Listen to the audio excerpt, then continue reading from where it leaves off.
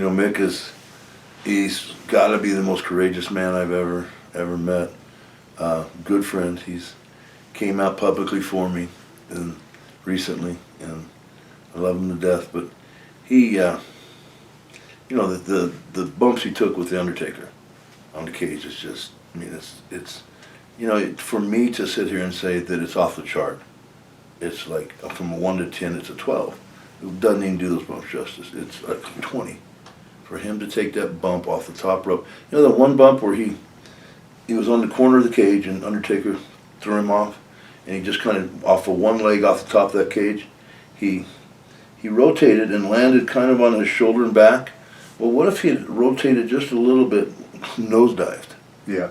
And he hits his shoulder, but he hits his head at the same time. He's dead, and so it wasn't just the fact that he took those bumps. Probably some good athleticism, the reason he's alive. And then the one through the cage, one straight down through.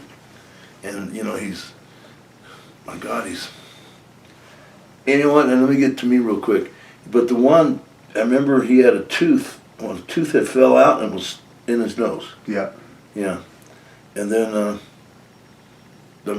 really, things we did, I power bombed him on the cement.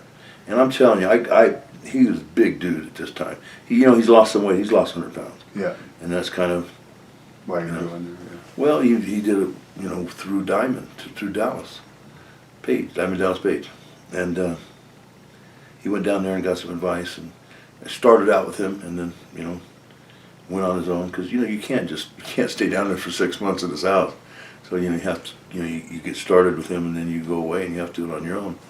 But certainly Diamond is the catalyst of that. And he looks great. You saw him on Monday Night Raw just the other night. But, I power bombed him. He was probably 350 pounds. And I knew he'd be a load. So, I really grunted and I got him up pretty high.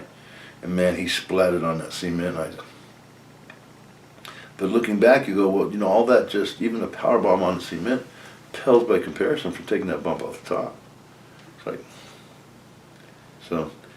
And what was your reaction when he lost his ear in that match? That wasn't anything to do with your fault. His ear was caught in the cables. But it was caught in the cables and it was tore off. And my hand did rip it off finally, but I think it was partially torn, and I tore it off the rest of the way. I think that'd be fair to say. At first I was shocked, and then I thought, hell, Mick Foley he didn't blink an eye, so I'm like, shit, is he going to stop, or what are we going to do? He just lost his ear. And the funny part was, Mick's going, hit me, Leon, hit me. So his ear was bleeding. So, my clubs that those big clubs I used, so I hit him. Man, it just, whatever was left out of there just flew. So I hit it, man. It just, rest of it, there's a little chunk left on there, and it just flew off. And blood everywhere. And the ref went over, he saw where the initial part of the ear fell off, and he went and grabbed it. He came over to the both of us and goes, here's your ear, Foley.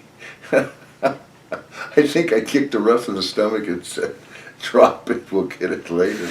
God, we're in the middle of a match. What do you want us to do with that damn ear? We should have stopped the match and went, oh, God, that's interesting. I'm getting tired. Some punch drunk.